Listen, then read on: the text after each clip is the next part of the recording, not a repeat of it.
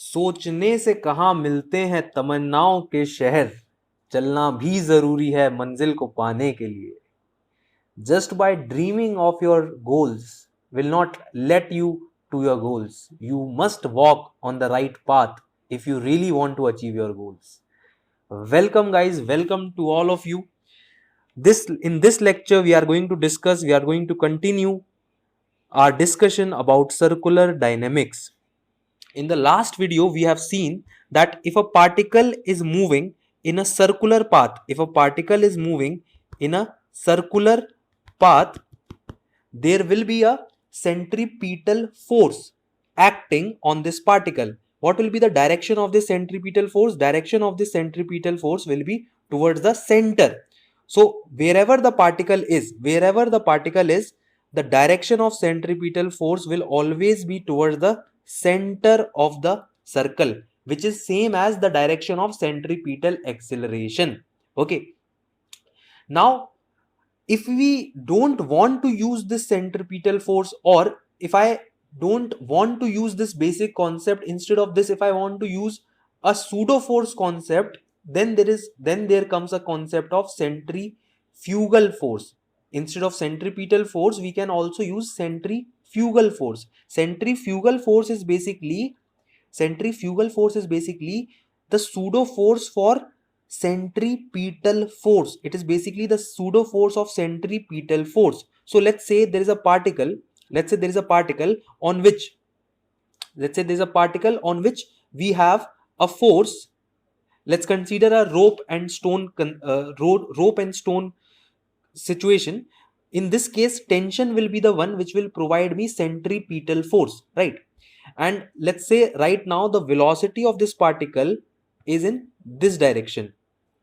Okay, so over here there will be one centripetal force, and who is providing this centripetal force? This tension. But instead of this tension, what I can do is instead of this centripetal force concept, what I can do is I can provide one pseudo force to this object in the opposite direction, which will be equal to mv square by r. This is known as centrifugal force. This is what we have discussed in the last class. Okay, but in the last class, in this discussion, we have considered this speed to be constant. The magnitude of the velocity we have considered constant, or tangential acceleration we have considered to be zero in the previous video. Now, in this part, let us discuss what will happen if we have tangential acceleration also. Okay, so let us again consider the same situation where I have a particle. Let me give a circle also. So this is the circle. Okay, right now, let's say tension is applied over here.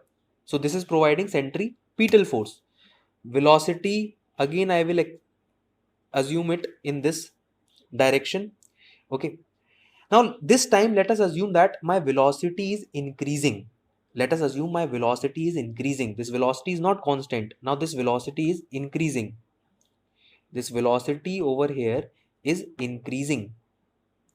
If it is increasing, then there are two acceleration in this case. One will be towards the center, which is my centripetal acceleration. This is also known as normal acceleration. This is also known as radial acceleration. Okay, and the other one will be my tangential acceleration, which will be towards the velocity,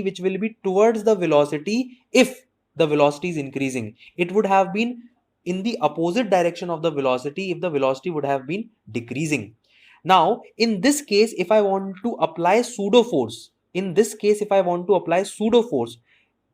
how will this diagram look like? Let's check. This is my tension. Then this is my tension. This one will be my centrifugal force, pseudo force for centripetal force, which will be equal to mv square by r, or it can also be written as m omega square r, or it can simply be written as m into centripetal acceleration. Okay, but this is not the only pseudo force in this case.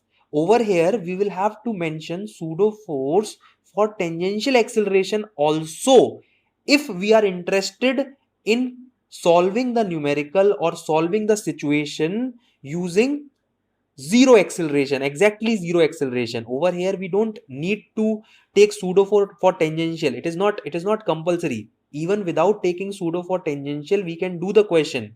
And what I recommend is you don't have to take pseudo for tangential. You just have to take pseudo force for centripetal force, and then you have to solve the question like straight line motion. Okay, you have to solve the question like straight line motion, but conceptually you have to be very clear.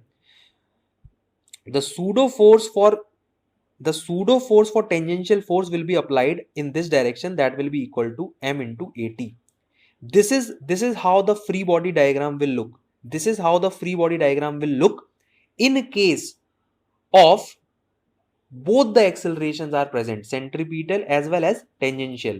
Over here, centripetal as well as tangential, both the accelerations are present. Okay, so I have to mention pseudo force for both of them separately. Now if I want to find out a net pseudo force, then it is nothing but net summation of these two forces. So if you do the net summation of these two forces, then this will be my net pseudo force.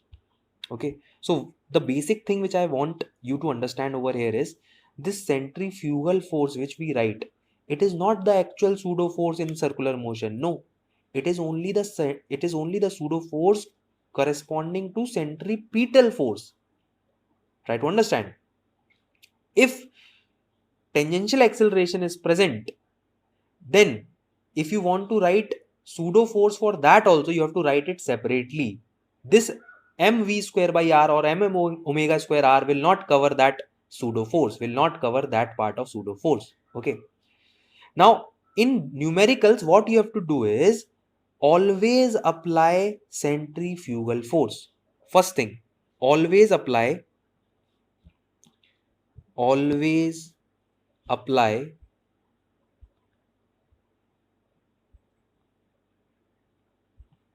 centrifugal force. By this I do not mean that you cannot do it without applying centrifugal force, but this will make the question very easy for you. That is why I am telling you this. Okay, so it will make your question very easy. First step, apply centrifugal force. Then second step should be solve the question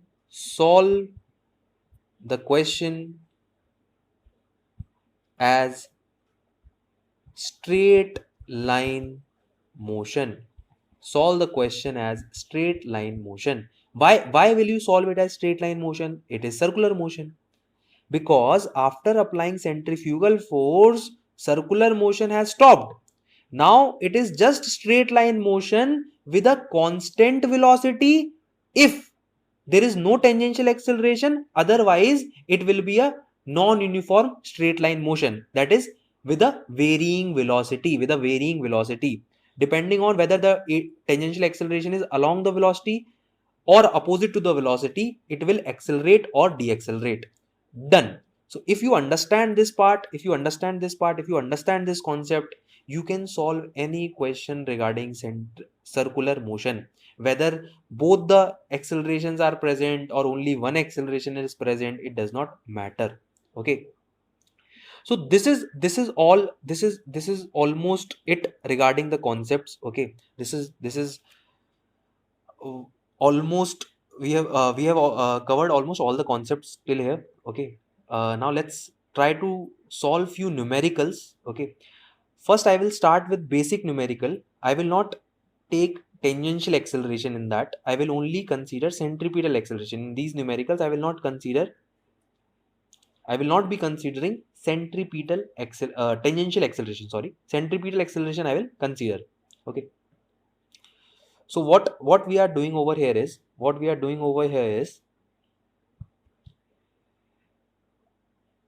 we have a rod. On this rod we have attached a block. Take the mass of this block as 2 kg. Length of this rope with which this block is attached, let us take it 1 meter, and this rod is rotating with a constant omega of 2 radians per second. This rod is rotating with a constant omega of 2 radians per second. The question over here is, what is the tension in the rope? The question over here is, what is the tension in the rope? You have to consider the circle formed perfectly horizontal. Okay, some students were having difficulty in understanding horizontal and vertical circles, so let us discuss that as well. Wait a second. So first let us discuss that. So let's consider this is a guy over here, and this guy is having a rope. This is my rope, okay, and this is my object attached to the rope, ball, stone, whatever.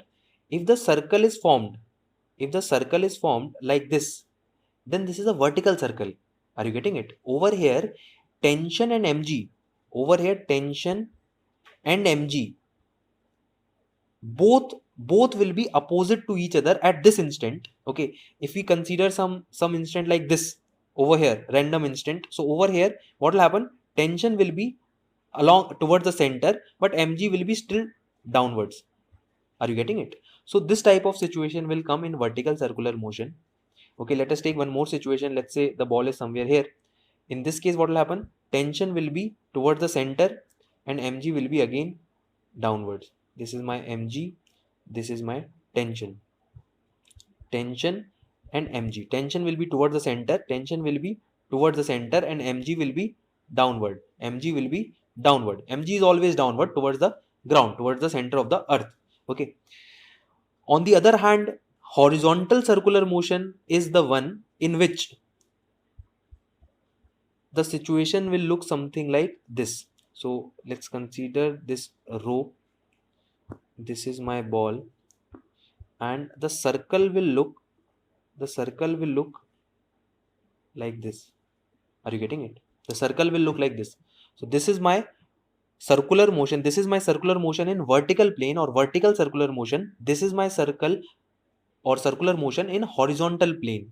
Horizontal circular motion. Horizontal circular motion. Okay.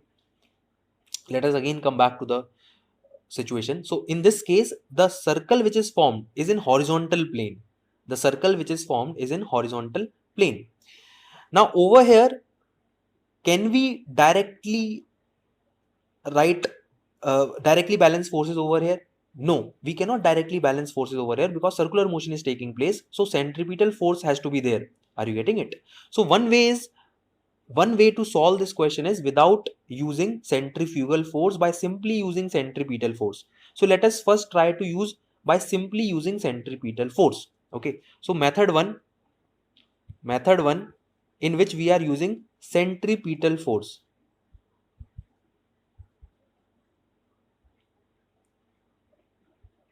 So let's draw one free body diagram for this box. In this free body diagram, the force which is responsible for circular motion, for centripetal force, is tension. The force which is responsible for centripetal force is tension. There is no force along the center, right? There is no force along the center. The circle which is formed over here is horizontal. The circle which is formed over here is horizontal. So there is only tension which will be there towards the center, mg will not come into picture because it will be downward, so that will not come into picture. So over here what I can do is I can simply write this tension equals to the centripetal force, which is mv square by r. Tension equals to mv square by r. So force, the centripetal force in this situation is given by tension. So T equals to mv square by r. Mass is given 2. Velocity of the block is not given over here. So what we can do is we can use that omega to find out the velocity by using v is equal to omega r, or what we can do is we can directly use the formula m omega square r. Okay, so m omega square r, so 2 into 2 square, which is 4 multiplied by 1.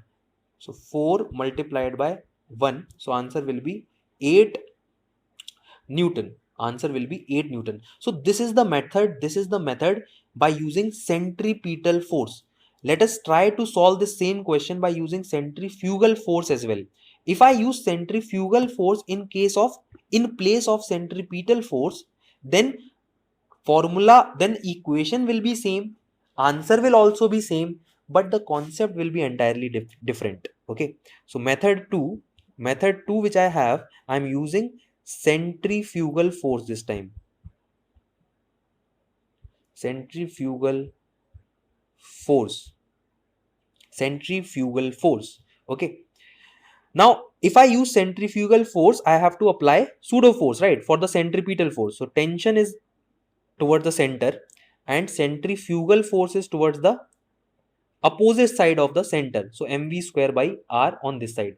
Now what will be the concept? The concept will be the force on this block along this center line is balanced. Hence tension is equals to mv square by r. Equation is coming out same, answer also will come out same, but the concept is entirely different.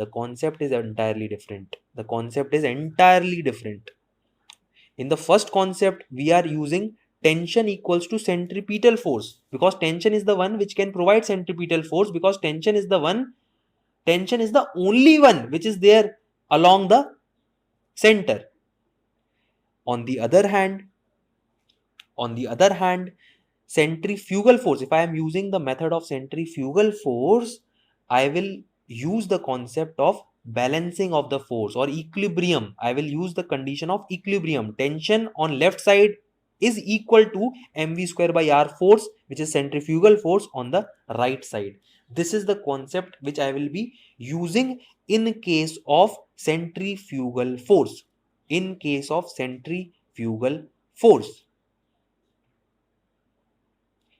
Next point which we have to discuss over here is conical pendulum. Okay, conical pendulum.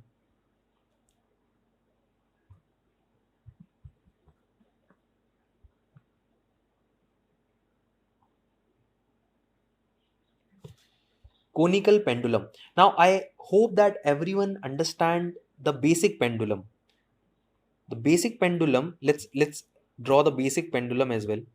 So basic pendulum will look something like this.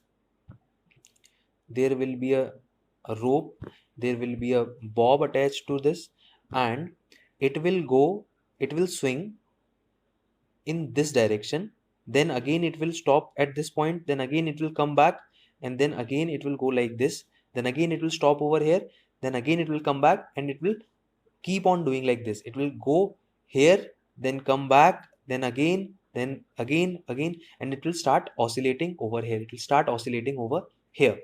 This is my simple pendulum.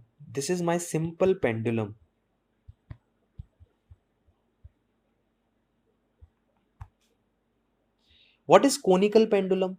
Conical pendulum is the one in which full circle will be made. Let me show you how.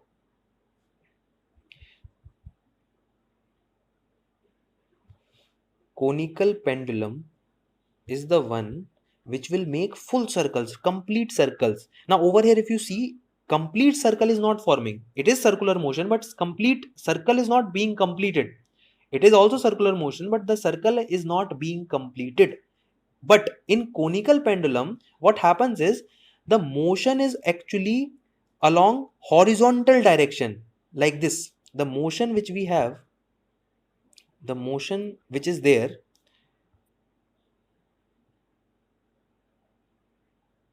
is in horizontal direction, like this. So this bob is actually coming out of the screen at this point, then this part is being covered out of the screen, then again in this part it is going inside the screen, then this back part is covered inside the screen. Okay, so over here in this situation, in case of conical pendulum, the circular motion which is taking place is horizontal circular motion. Conical pendulum. In case of conical pendulum, the circle which is being formed is in horizontal plane. The circle which is being formed is in horizontal plane. This circle is in horizontal plane. Okay.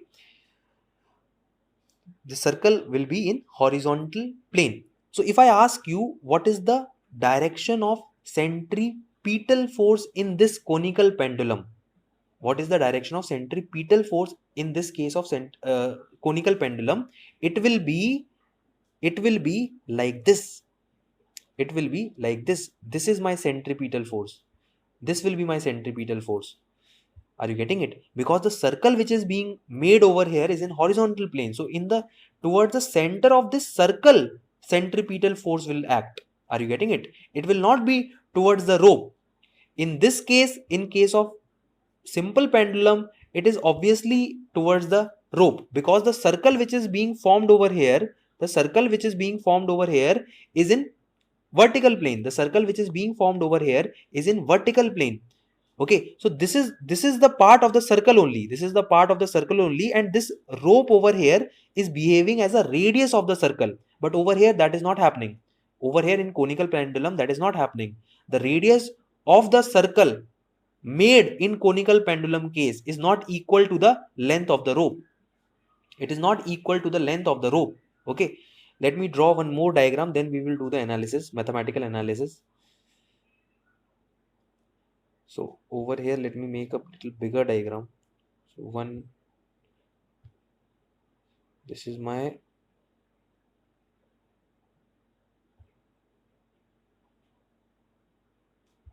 circle. This will be my rope. Okay, this will be my rope, and this is the place where it is mounted. Okay, at this point the velocity is outwards. The velocity is outward. Okay, and when the ball will come at this point, the velocity will be inwards. At this point the velocity will be in this direction, and at the back point, this point, the velocity will be in this direction. So this is how it will look. Conical pendulum. Okay, let me draw this center line like this. This is the radius. Okay, this is the radius of the circular motion in the case of conical pendulum. And over here, this is my angle. This is my angle of conical pendulum. This is the angle of conical pendulum. This angle will remain constant. Wherever this ball or this bob will go, the theta will not vary. Theta will remain same only. Okay, the theta will remain same only. This plane angle theta is actually creating a solid angle also over here.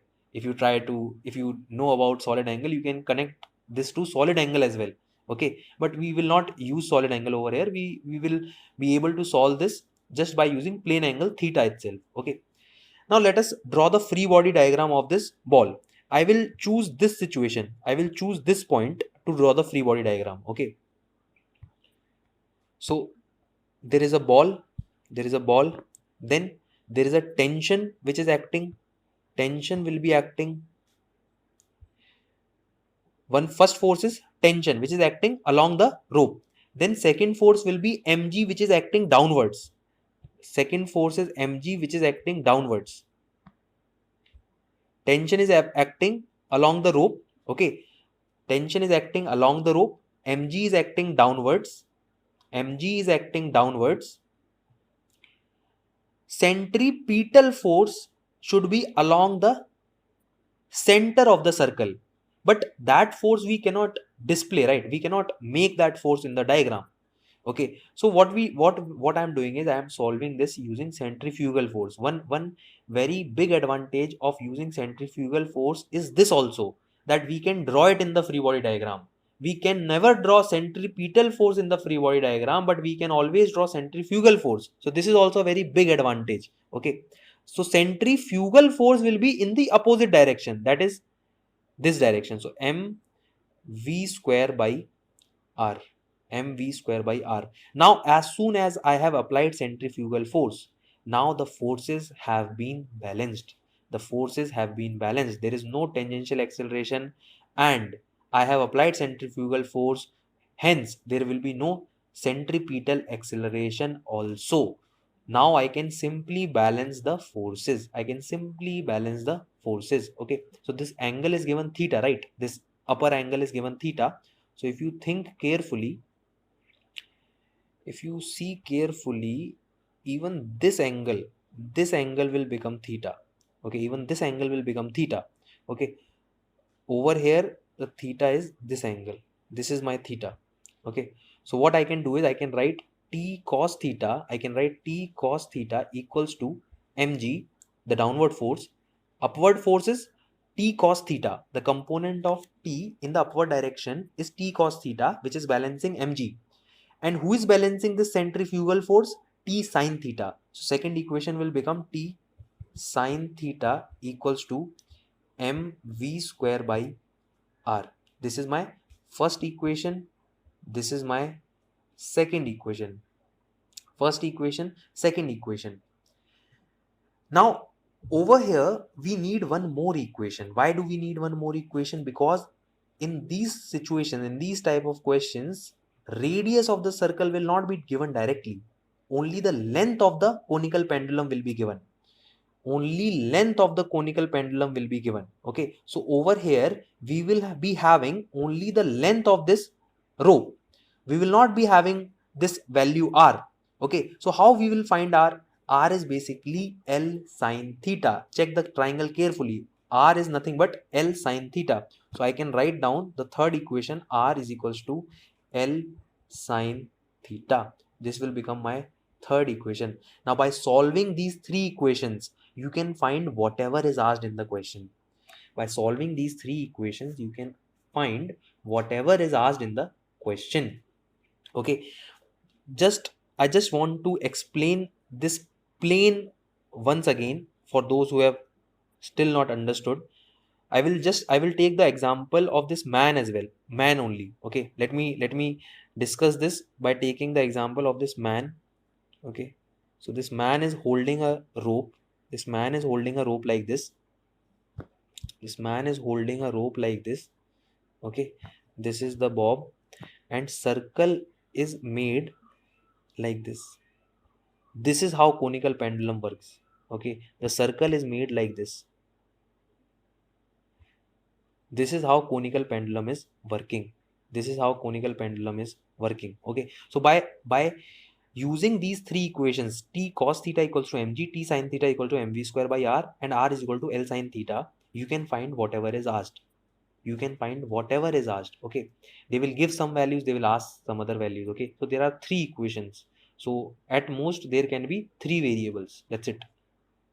Okay, so you can try questions regarding this. It will not be very difficult if you have understood how to break down the forces and write down the equations. Then it will be very easy. Next point which we have to discuss over here is tension in a rotating ring. Now consider a ring which is rotating with constant omega in horizontal plane.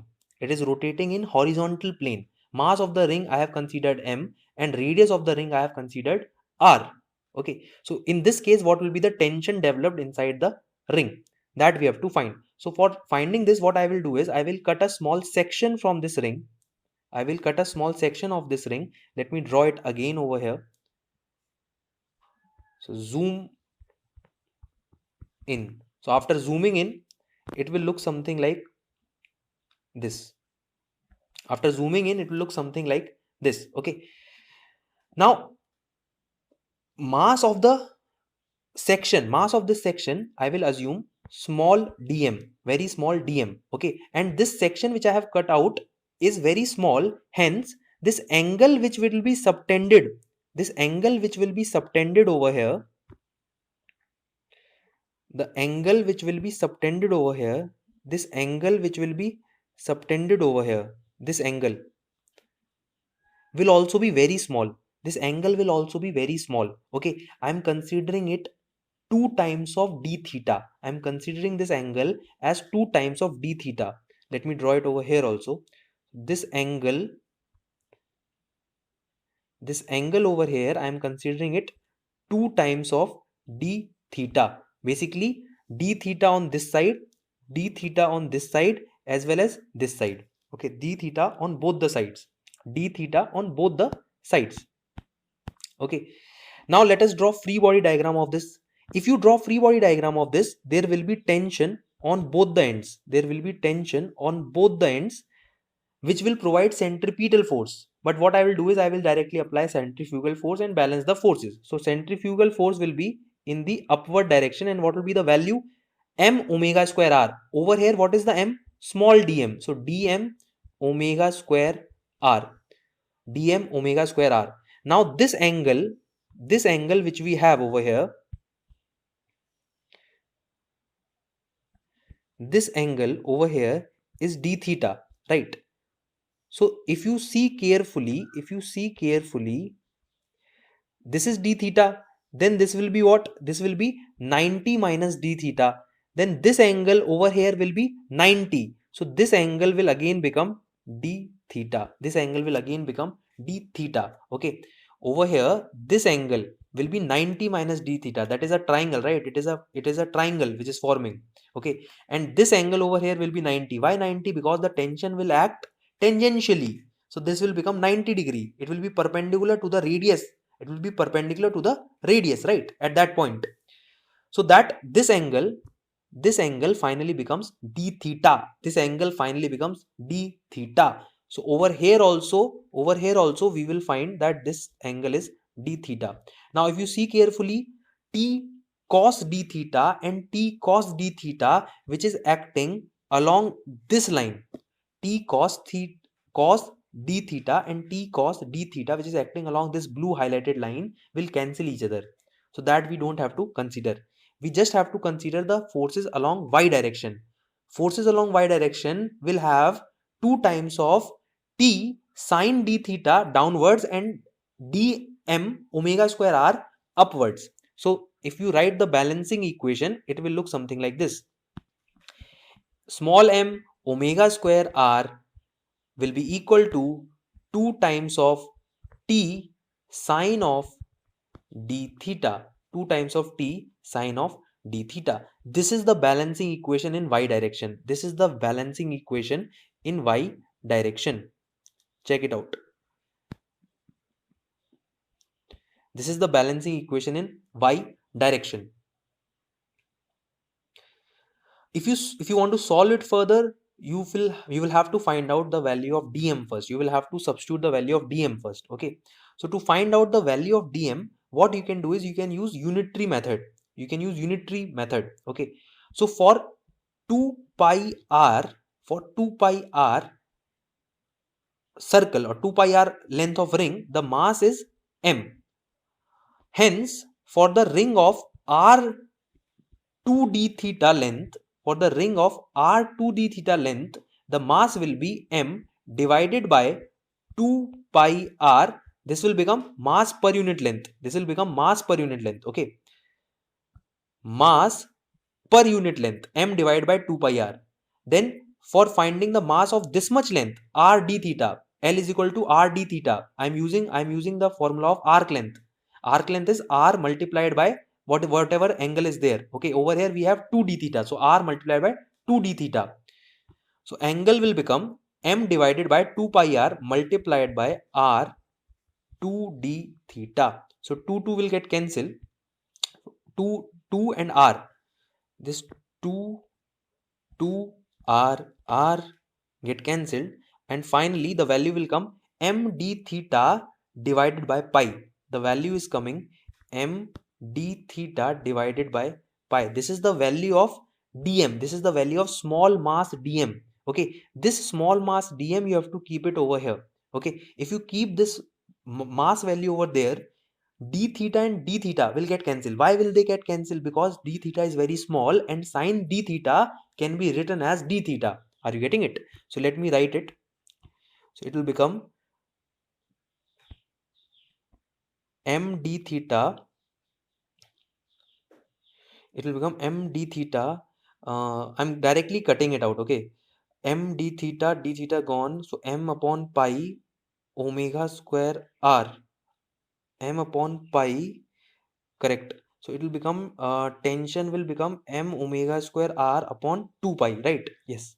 So tension, if you solve it, tension will come out to be m omega square r divided by 2 pi. This is the value of tension inside the ring.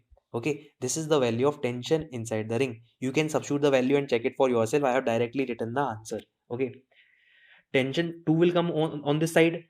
D theta cancel because sine d theta is also d theta. Okay, so d theta cancel. So it will become m omega square r in the numerator part, and pi was already there from this part, from mass part, and 2 will come from there. So it will become 2 pi in the denominator. Done. Tension equals to m omega square r divided by 2 pi. This derivation is super important. This derivation is super important. This derivation can be linked to at least 3 to 4 different chapters. Okay, so it is very important to understand and remember this derivation clearly. It's super important derivation, super important. M over here is mass of the ring, total mass of the ring. R over here is the radius of the ring. Omega over here is the angular velocity of the ring. If you don't have angular velocity, then this tension will not be developed. Omega will become 0. Tension will not be developed. This tension will be there only if the ring is rotating. It will be there only if the ring is rotating. Okay. Next point which we are going to discuss is banking of road. Now in this picture, you can clearly see that the road is not straight, it's not smooth. Okay, it's not exactly in the horizontal plane. It's a little tilted. It's a little tilted. So why is it tilted? So whenever we have turns on the highways, we make sure that the road is not straight. It's not in the horizontal plane. It's a little tilted.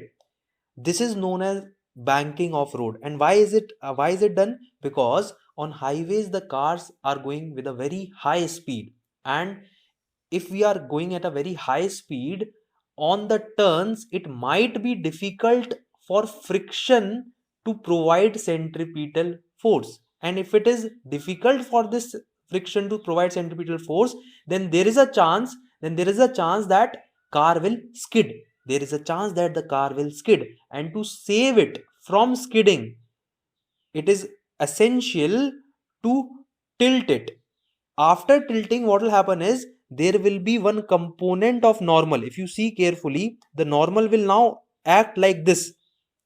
So one component of normal will come along the center. One component of normal will come along the center. Now this component of normal is also providing centripetal force. So it is better to make turns banked. It is better to make turns inclined instead of in the horizontal plane, so that it is safe. It is safe for the car to turn on the highways. It is done usually on the highways because the speed is very high. It's comparatively very high on the highways. Okay, so let us draw a basic diagram for it.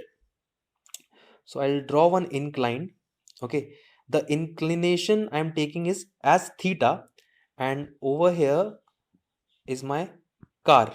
This is my car. Okay, now I will take three situations. Over here. First situation or first case will be when no friction is acting. Second case will be when the friction is acting above the incline. Third case will be when friction is acting below the incline. Okay, case 1, case 2, case 3. Case 1, case 2, case 3. No friction, friction up the incline, friction down the incline.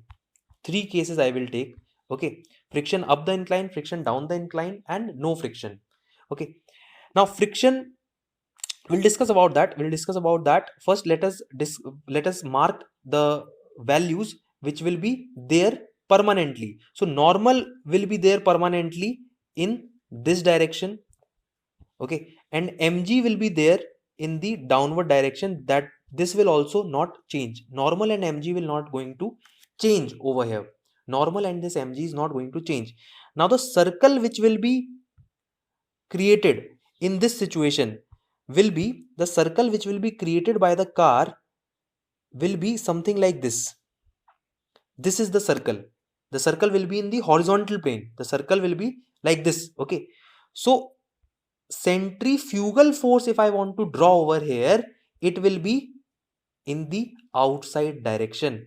M v square by r, where r is nothing but the radius of this circle, the radius of this circle.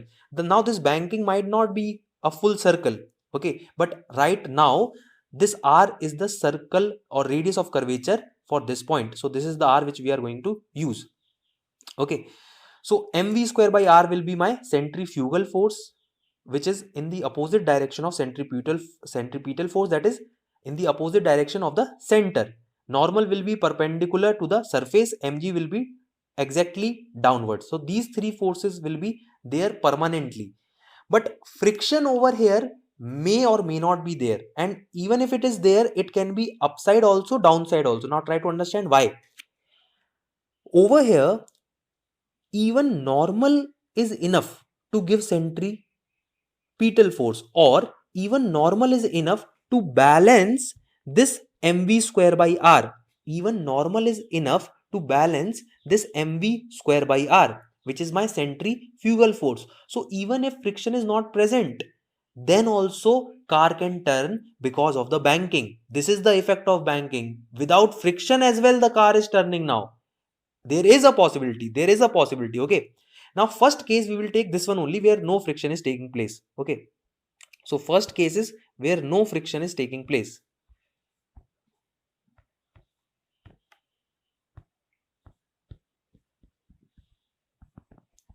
No friction. This is my first case. In case of no friction, if you see the diagram carefully, the component of normal opposite to mv square by r will balance that, and the component of normal opposite to mg will balance mg. Okay, so let us first discuss about this theta. So over here, this is my theta, that is the inclination. Okay, so this angle, let me draw it again over here. This is my car. Mg will be downwards, normal will be like this. Okay, and mv square by r, which is my centrifugal force, is like this. Okay, and this angle is given theta. Okay, if this angle is theta, then this angle will be 90 minus theta, right? This angle over here is 90 degree. What will be this angle? This angle will be again theta, right? This angle will be again theta. Then if this angle is theta, then this angle will be again 90 minus theta, because normal will be perpendicular to the surface, right? Then again this angle is theta. This angle is again theta. So using this angle discussion, we can see that n cos theta will balance mg. N cos theta will balance mg, and n sin theta will balance mv square by r. So the equations which will be formed over here, will be n sin theta is equals to mv square by r. This is my first equation. Then n cos theta is equals to mg. This is my second equation. Check it out. N cos theta, that is the upward force, is balancing the downward force, which is mg. N sin theta, that is the force on the left side, is balancing the force on the right side, which is mv square by r. By using these two equations, and n equals to by using these two equations and solving them, you can find out the value of v. Okay, so if you solve these equations, over here what you can do is you can take the ratio 1 divided by 2. If you do 1 divided by 2, n and normal will get cancelled. On the left hand side, it will become tan theta. Take all the values over there, then this will become m and m will get cancelled, then r will also go over there, and g will also go over there. So it will become v square equals to rg tan theta. So v will be equal to under root rg tan theta. You can solve it yourself and check it out. V is coming out to be under root rg tan theta. V will come out to be under root rg tan theta. Now this is the velocity where friction is not required. If the car is moving with this velocity under root rg theta, then even without using friction it will turn safely, but the velocity should be exactly this. R is the radius of curvature at that point, G is the G, okay, G is G, and theta is angle of inclination of banking.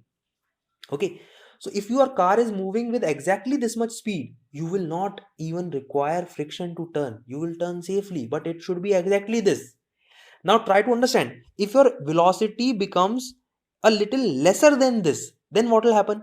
If your velocity becomes a little lesser than under root rg tan theta, then the car will tend to slip downwards, down the incline. Try to feel it.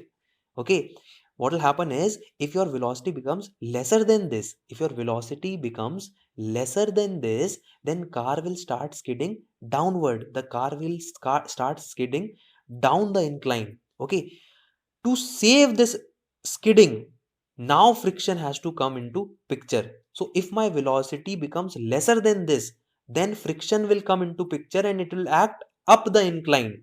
If my velocity becomes lesser than this, then friction will come and it will be there above the incline. It will be there above the incline. Okay, I am taking the next case now. Friction is up the incline. Friction is up the incline. Okay, in this case my velocity will be lesser than under root r g tan theta. As soon as my velocity becomes lesser than this, the car will want to skid down. The car would want to skid down the incline. But as we have already seen that friction does not allow the two bodies to go away from each other. The friction always wants the bodies to stay together. So to save them from skidding downward, the car will experience a friction in the upward direction. The car will experience a friction in the upward direction. Okay. So this time the free body diagram will look something like this. mg downwards for sure, normal again over here, mv square by r again over here. But friction will also come into picture this time. And this friction value will be up the incline. This friction over here will be up the incline. Okay, this friction over here will be up the incline. Again, let us draw the angles. As well. So if you draw the angles, this was theta. Okay, so this is my this angle is my 90 minus theta. This is my theta. This again is 90 minus theta. This was again theta. So this will again become 90 minus theta. And this is again theta. Okay. I have only written theta, theta, theta. Rest all other are 90 minus theta, 90 minus theta, 90 minus theta. Okay. Again, I can balance the forces. Okay. Again, I can balance the forces and check out what is happening. So if you balance the forces, this time friction will also come into picture.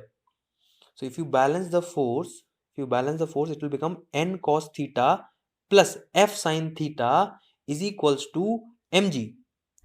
First equation will be n cos theta. First equation is coming out to be n cos theta plus friction sin theta is equals to mg. Check it out.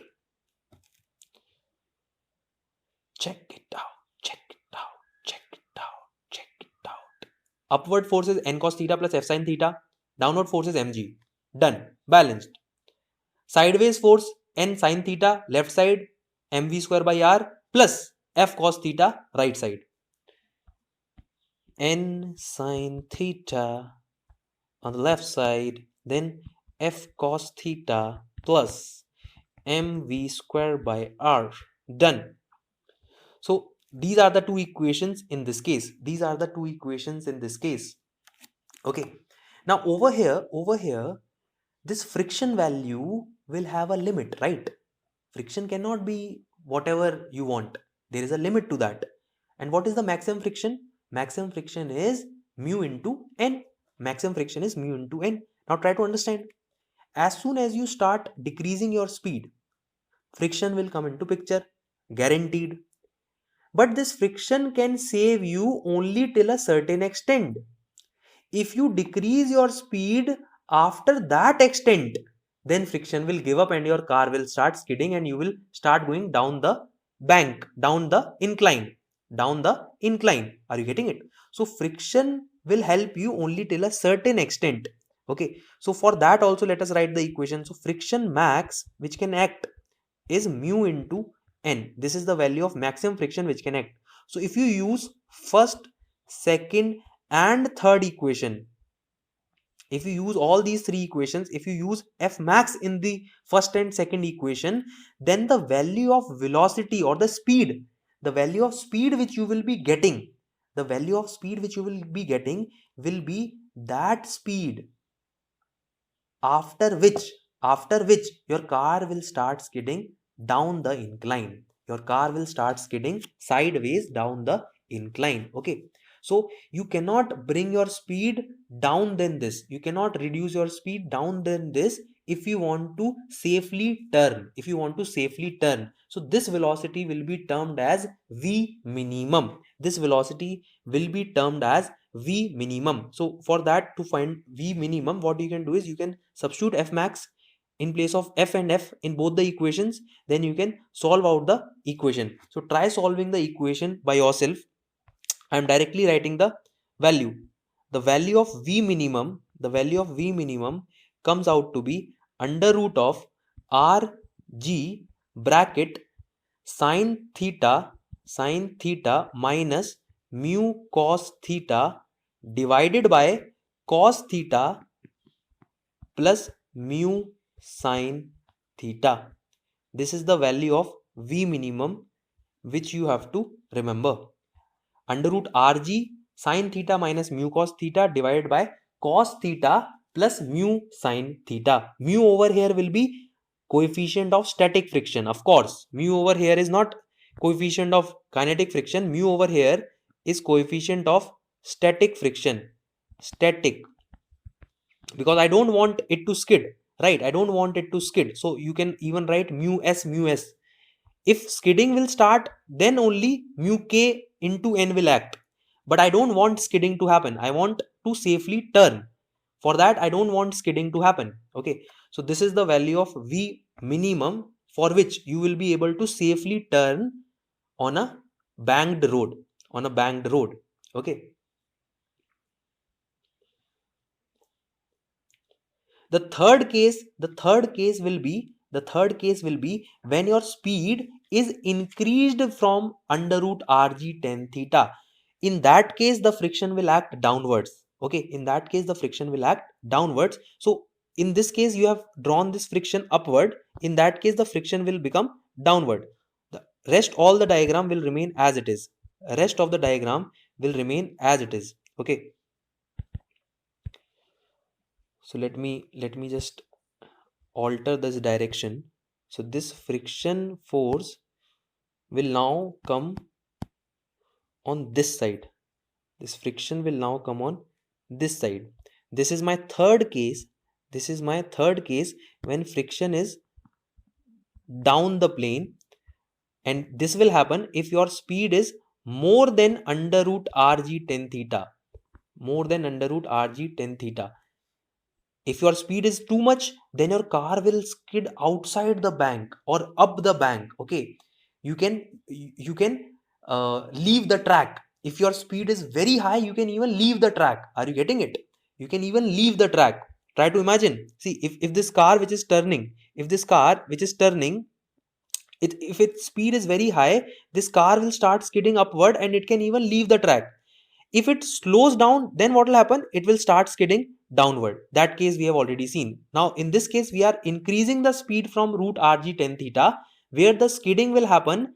If it happens, it will happen in the upward direction of the plane. Hence, friction will be required in the downward direction to stop that. Okay, friction does not want that to happen. Friction wants both the objects to remain in contact with each other. It does not want separation.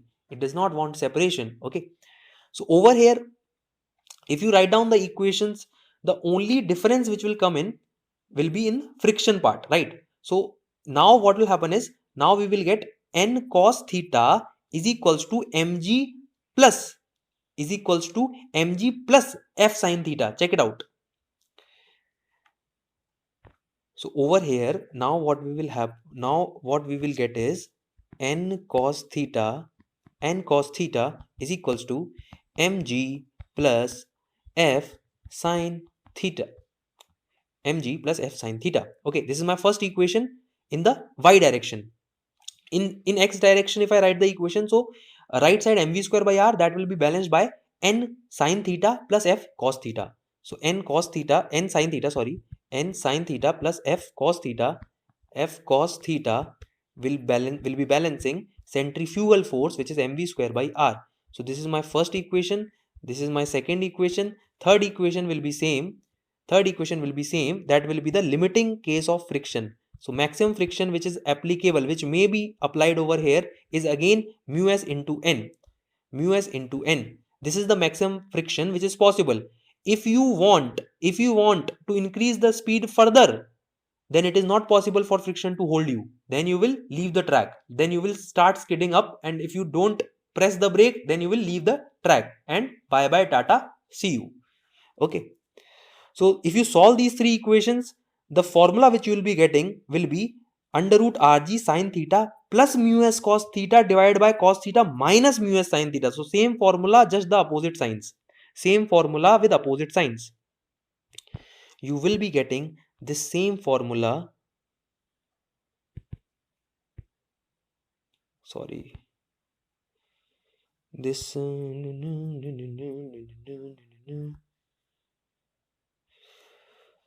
stop this one. It's not, why it's not copying. Okay, let it be, let me write again. It's bad to be lazy, let me write it again. So this time this velocity will be v max, this was v minimum, this was minimum velocity, this was minimum speed for which skidding will not take place and you will turn safely, and this one is maximum speed for which skidding will not take place. Okay, so this one will be under root rg sin theta plus mu s cos theta divided by cos theta minus mu s sin theta divided by cos theta minus mu s sin theta. These are the limits. If your speed overall, if you see, if your speed is between this and this, then you will turn safely. If in between this your speed is this much, then you don't even need friction. Try to understand. If this is your speed, then you don't even need friction to turn safely. Otherwise, you will need friction, but friction can help only till your speed is between this minimum and maximum value. Otherwise, friction will say bye bye. Okay, so this is all for this video, guys. I hope you liked this video. Please make the notes as well. Okay, without making your own notes, without writing it down, without practicing, you will not get any benefit. Okay, so thank you guys, thank you so much for watching this video. Let's meet in the next video.